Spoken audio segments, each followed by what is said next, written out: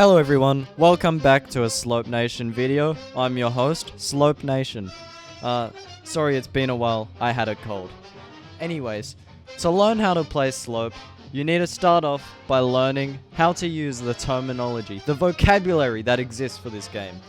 So I've got a big list of vocabulary here. We'll run down the line, and as a quick note, it's all vanilla.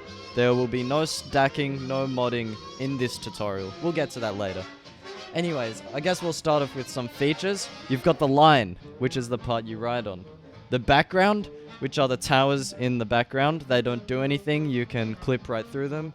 And you've got the red columns on the side of the line.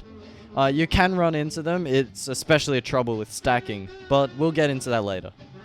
Anyways, on the line, you've got features. You've got different obstacles to get in your way from becoming the best sloper. So to list them off, we've got ramps, waves, tunnels, vertical sweepers, lateral sweepers, blocks, splitters, and gates. Gates are the things that make you speed up, and the two sweepers are the things that move side to side or up and down.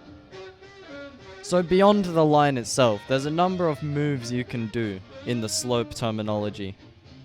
First of all, we have the drop. This is where you go from a high point to a low point off the edge of the intended line.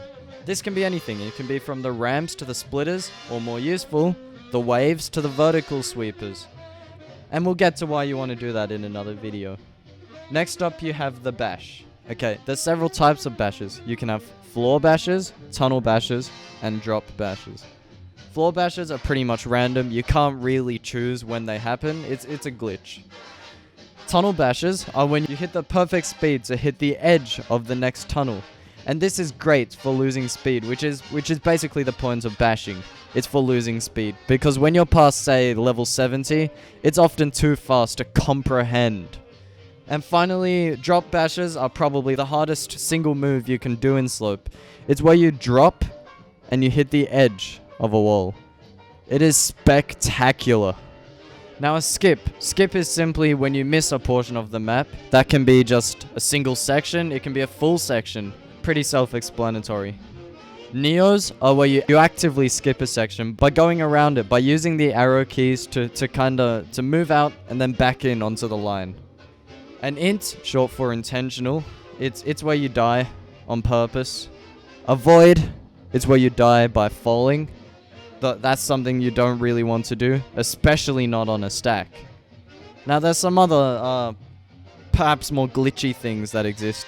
You've got a bounce, which is, you can't really control it. It just happens. You hit little things inside the floor and you bounce. This could be lethal, it can be really good. But there's not much to say about it. Stray, same story. If you've played Slope for long enough, you may have observed your ball just drifts off. It's very annoying, especially on a high caliber run like my own. Anyways, that sums it up. If you've been listening along, you now know the basic vocabulary and terminology of the Slope game. Now you shall let Slope be the vineyard and your ball the grape. Keep on sloping.